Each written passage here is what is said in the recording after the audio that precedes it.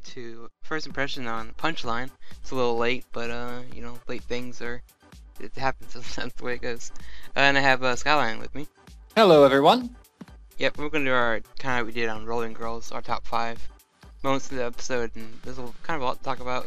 It's the first impression, but I'm gonna jump right into this with my number 5. Mappa kidnapped everyone from Gainax Trigger for this series. It looks like it does to me, but after looking at some of the lists, there's actually no one involved from those studios at all. So a lot of people are brand new, like the director and the scriptwriter and a couple other people are fairly new to this. So, but yeah, I just want to talk about the art style. Just for me, I've always loved this kind of art style where it's kind of wacky, kind of out there, kind of not, everything's not in, I guess, I don't know what the word is, but it's just out there and crazy for me. I just love that kind of style, and that's the stuff I kind of catches my eye when I watch anime. That's why I like shows like Show by Rock, because it's just so out there and just different. It's not normal. So, and this show is very out there. I would say it's very crazy.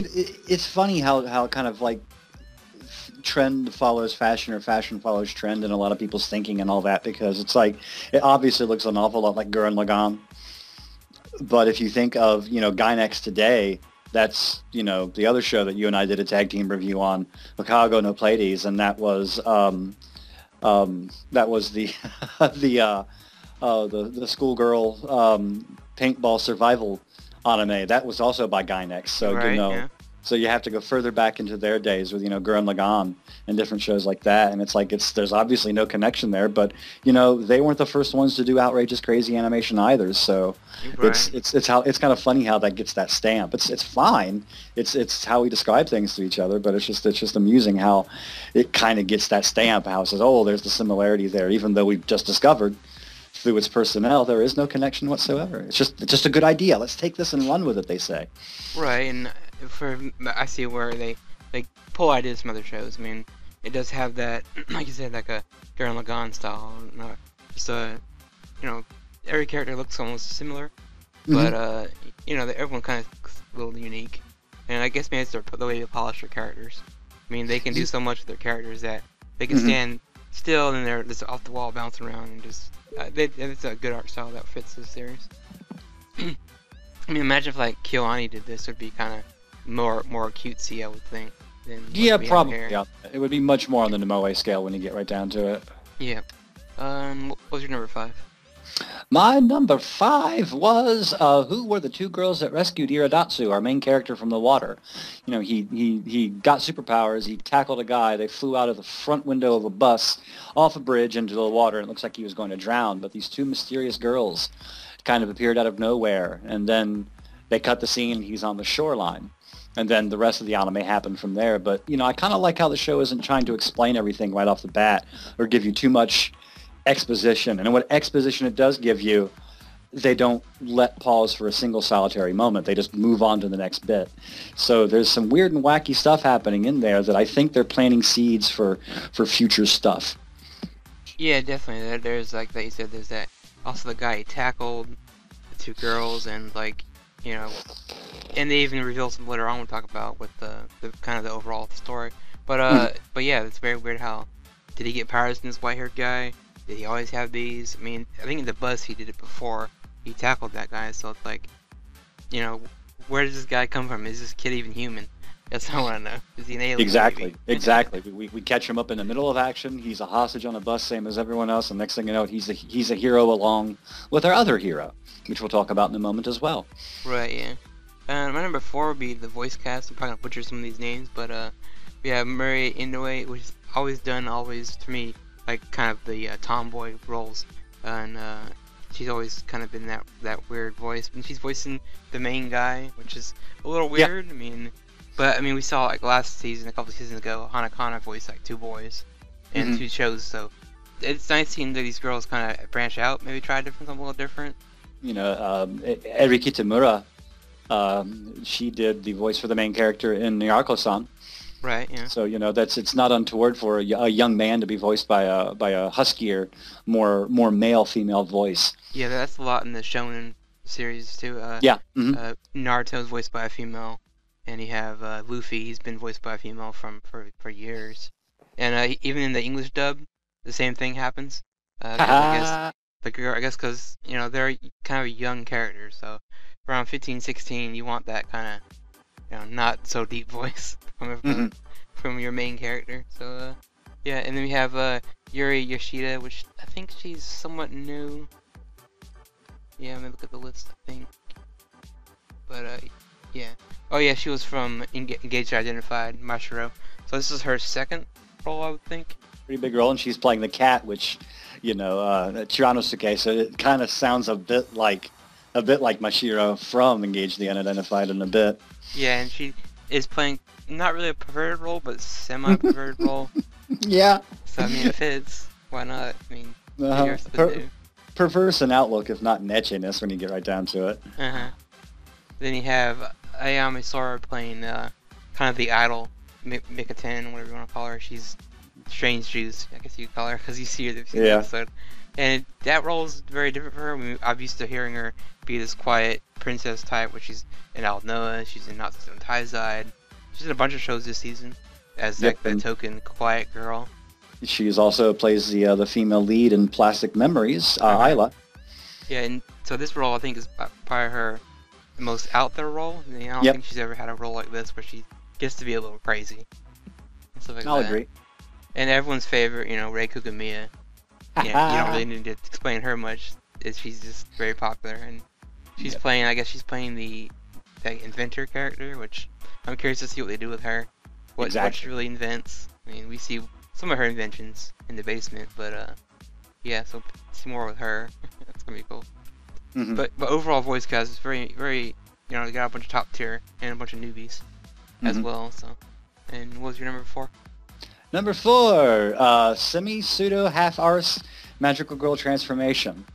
They had the part where our main female lead, Strange Juice, was transforming into her superhero persona, but you saw it on screen as this magical girl transformation, and they gave you that little window within to where she was just kind of prancing around her apartment acting like a goofball. And so this we're immediately informed along the way that this is a self-aware comedy. They know they're playing with the tropes. They know they're kind of leaning on the fourth wall. So any absurdity that comes along, you shouldn't take seriously. You shouldn't think, "Oh my goodness, what the heck are they trying to do?" They're having fun with you. So let them have fun with you.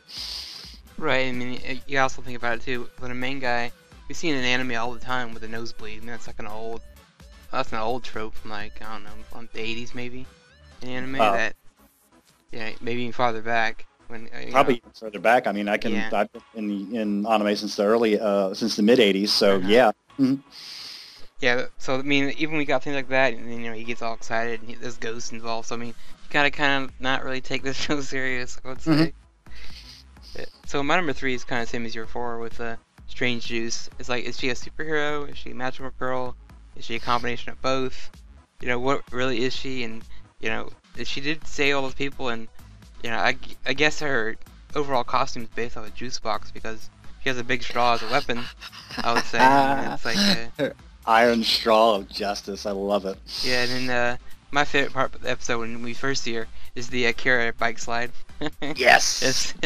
That's pretty much used in a lot of anime today, and I love that. And it just, so again, what really is she? Would you classify her as a magical girl or a superhero? Maybe a mixture? I think she's more like a superhero at this point. I mean, way back in the day, back when you had very few female superheroes in comic books that weren't just kind of like big boobed versions of their male counterparts or something like that.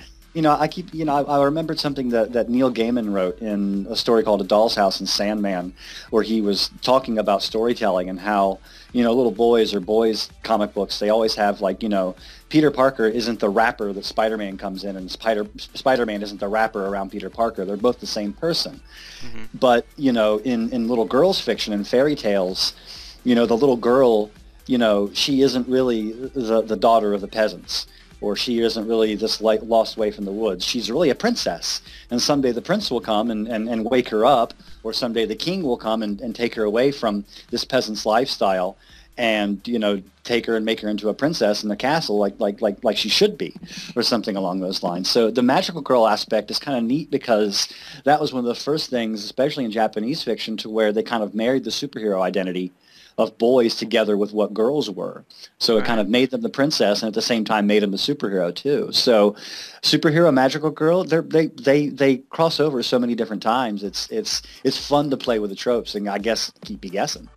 Right, yeah, it is, and yeah, that's why I think that's why I like some magical girl series, especially Precure. It's been around forever. That it's not like you said. It's not these girls that I'm just normal girl who's always had these powers. Like no, they get the powers and they learn how to use it. Mm-hmm. Especially with this one, Strange Juice. She looks like she's pretty experienced.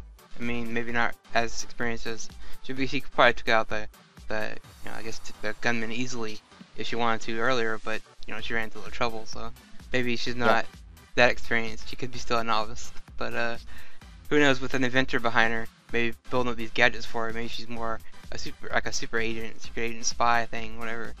Mm-hmm. So maybe Ray Kugami is the Q to her, James Bond. James Bond, yes. Right. So I mean, or Batman, whatever you want to call her, but she's just interesting. I like that so far. And I'm interested in seeing are the other girls gonna jump in too in this, or or just Strange Juice just the only superhero of the group. I think so. I mean, the promo art we only seen her, but we don't know. Maybe there might be more coming later on. So what was your number 3? I guess it's kind of the same. Yeah, Strange Juice and Mikaton, they don't have, Strange Juice is incredibly competent. She's incredibly in control of herself. Unless, of course, even though she was still a starting superhero or magical girl, she still has, a ladder to climb. But she's much more confident seeming, much more straightforward when she's behind that mask. But Mikaton is a goofball. She loses things. She's clumsy. She doesn't know where stuff is all the time. And so that's just, that's that whole transformation thing to where, she kind of becomes a different person. And then, she's obviously teamed up with Ray Kugamiya's character, Pumpkin Chair. Pumpkin Chair. I love that. I love that name. But those two seem to be on the same team. And then you have Rabura, the purple-haired lady that's voiced by Tomato-chan. Uh-huh. And Itoe. And they all are kind of connected in a way. They know certain things, but we don't know how they're connected. So they could be on different sides. They could be on the same side, and they'll just get there eventually, or something else could be happening entirely. Yeah, I'm interested in Robert or whatever, and Ito is like I think Ito is more in the group with Meika and Mikatan. It's just Robert, she's like into supernatural. I think she's in the ghosts and stuff. So it's like that plays into my number next thing coming up here. But yeah, that's the question. Like, what how does she fit into that group? Is she in that group, or are they going to spin it where Robera is actually maybe part of the bad guys, living with the good guys? Would be kind of interesting. Early days yet. Because I mean, I don't want to be mean to that character, but she just doesn't come off as being unique as the other ones. I mean, even our main guy Yuta has something more interesting going on in his life, but we don't really know about her either. I mean, maybe she does have these supernatural powers. It'd be kind of funny. But yeah, so I'm interested in that. And my number 2 is since I was talking about all the magic and stuff, ghost powers. Yeah, Yuta, I guess when he comes back from all the bus stuff, he's a ghost apparently for some reason, and I don't know why or how he turned to a ghost. It's more or less his spirit, isn't it? Because it is, somebody forced him out of his body, and their spirit is in his body walking around doing their thing or whatever they're supposed to do, and now he's a dispossessed spirit. So that's more or less a ghost when you get right down to it. And now he's got to find a book to do a ritual to get back in his body, and it's kind of like, I guess, I don't want to butcher the nation it comes from. Is it Hindu, or is it, what was they saying? Some kind of book that... It's some Middle Eastern spookery, and when you get right down to it, the same thing from the old pulp hero, The Shadow, some sort of Middle Eastern, some sort of, high Himalayan weird spookery. Yeah, to me, it sounds like a Rama 1/2 thing, where it's like, the curse of the spring, like, where does it come from? Well, no one knows. It's just there.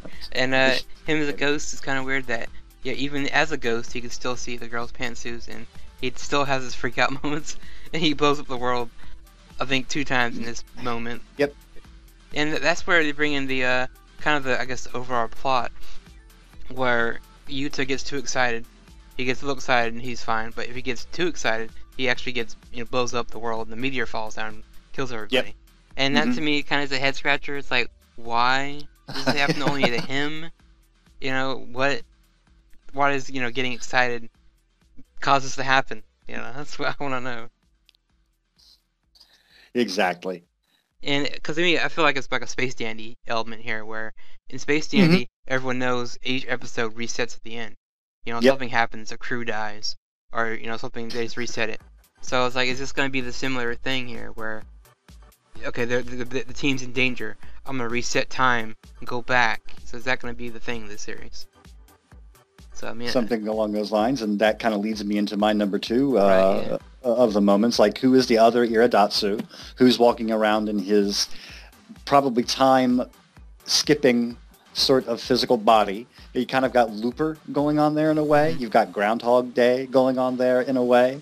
Just combine all those tasty little parts of the genre together and find out what you can do. I mean, Groundhog Day, and we're probably going to be looking at the same period of time or the same stretch of time repeating itself. And the first episode might be like an egg nestled inside everything else. I Hmm. mean, there could be larger loops out there that they're exploring in a way. It's kind of like, that circle of wishes that was in Henneko. One wish compounded another, compounded another, compounded another in the past and all that. And all this weird stuff is happening as a result. So you've got to untangle the timelines. So they could be in the middle of a loop right now Right. It kind of brings because, me back to the current Gintama.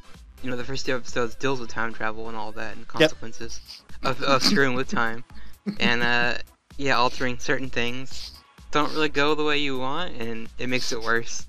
So yeah, I mean, with Yuta, he kind of has a little bit of that. I mean, he has a chance to reset the world just by getting excited. But I think I'm gonna guess that the white-haired guy is possessing his body right now, because they hugged That each other, and after that he's gone. So I'm guessing that's where he gets his body taken over. you wouldn't be far from the truth now, would you? At Yeah. all? Because that's a good guess, but there might be other stuff happening along the way that convinces you otherwise. It's early days, so you got to give the Uh-huh. give the show a little bit of time to set. Cause also like he's kind of looks like a main character. I mean, he's got obviously they put the attention and detail in his character design for the Mhm. white-haired guy. So it's like he's obviously probably gonna be maybe the main villain, or maybe you don't really know. Like you said, it's still early. He's in the OP. Yeah, that's true. And my number one is again the overall theme of the show. What's it gonna focus on? Is it gonna be Mikatan and Pumpkin Chair, or Strange Juice and Pumpkin Chair doing these save the world things? They're superheroes, and they are saving everybody. Or is it gonna be more about something else, like Yuta learning about his powers, where he comes from, and all this? And again, it's just what I'm curious about. What are they gonna really focus on? That's an interesting thing, but I think what they're using is kind of like what I read about, like why like the Marvel Cinematic Universe movies are kind of popular and Hmm. successful in a way. It's because the first Captain America film was a big pulp adventure movie, and it Right. had Captain America in it. The Avengers was the big, huge buddy cop movie when you get Hmm. right down to it. The second Captain America film was a spy thriller that had Captain America in it. Right. So they tell the major story first, and then they use the superhero or whatever elements they want to add on top of that to make the story their own. So, they could do a whole mishmash just to be able to tell this weird, strange, time loopy Groundhog Day, maybe if I'm right, Yeah. type of story. Yeah, again, I think it might be like a Space Dandy thing here, where maybe you'll get a couple arcs that are different, that are completely different, maybe in the future, maybe in the past. Hmm. They could do all kinds of stuff with the time travel. That kind of opens the door to do anything they want, like you said. Hmm. They could even go like so far in the distant future where you just had, several generations of grandchildren, and he gets to meet his youngest grandchild, or in the future. So it's with time travel you can do anything. So, but even if it's not time travel related, even if it's just him reversing time, that could be still a fun element to play with, as well. And what was your number one? It's probably the best number Number one ever. Number one, the Pantsu aren't censored. For a show that plays around with the pun, Panchira. Panchira, for those who didn't know, and who exactly am I talking to, is kind of like a code word that kind of is well known right now, that a young woman will tell another young woman that your panties are accidentally showing and stuff like that. So Panchira became the name for what happens when you watch it in the show. So, you go back, and I remember watching Sister Devil, last spring or last winter, this past winter, and everything was censored. Pantsuit shots were censored, and the boobs were censored in it, and everything. we live in a time to where they think that, that's the exchequer. Censor everything and then uncensor it so we can sell our Blu-ray discs later on. And I thought it was kind of neat and cool that they didn't do that. Yeah. Yeah, they could have easily gone, like you said, the censored route and censored everything under that, and kind of. But to me, it's like almost like I don't know. DXC is not really a good comparison, but it shows that they kind of use a etchy element as a power up.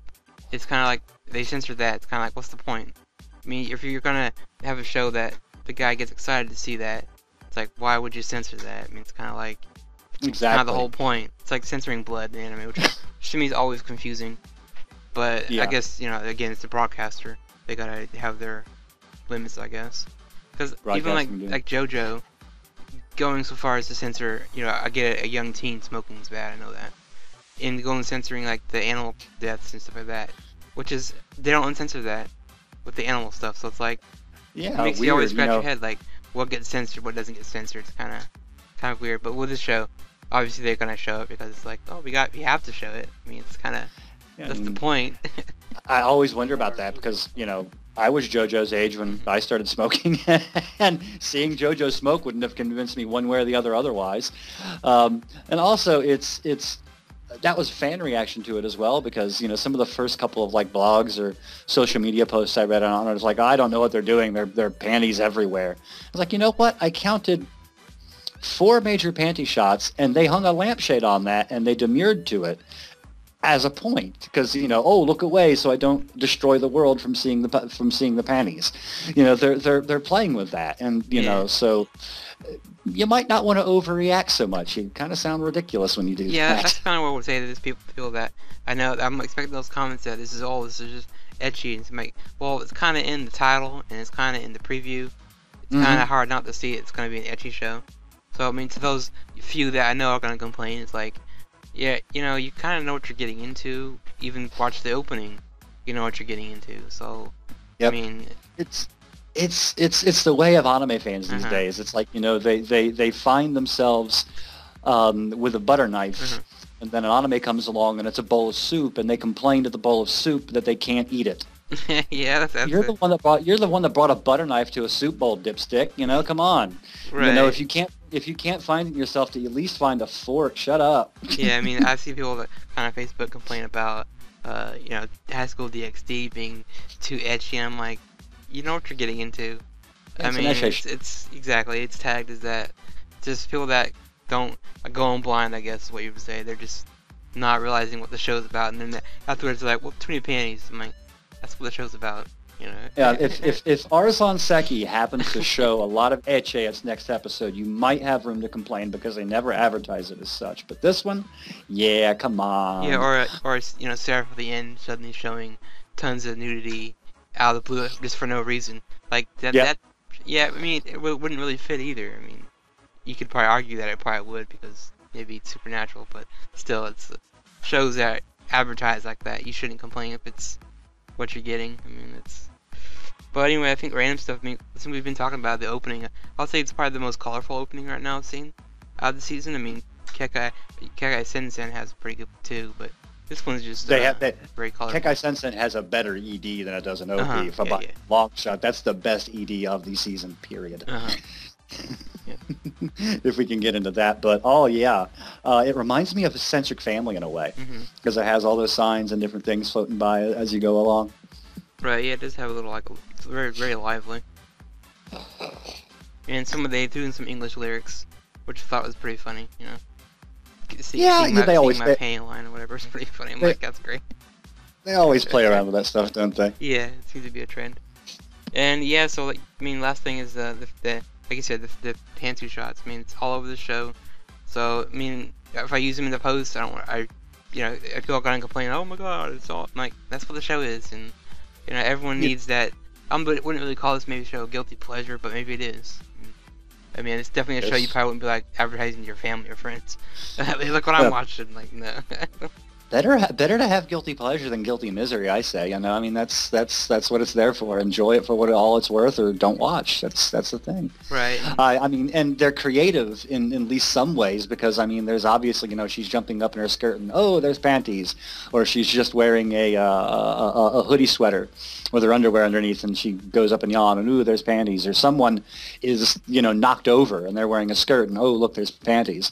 Right. But with Pumpkin Chair, the thread of her one sweater That was funny. gets caught.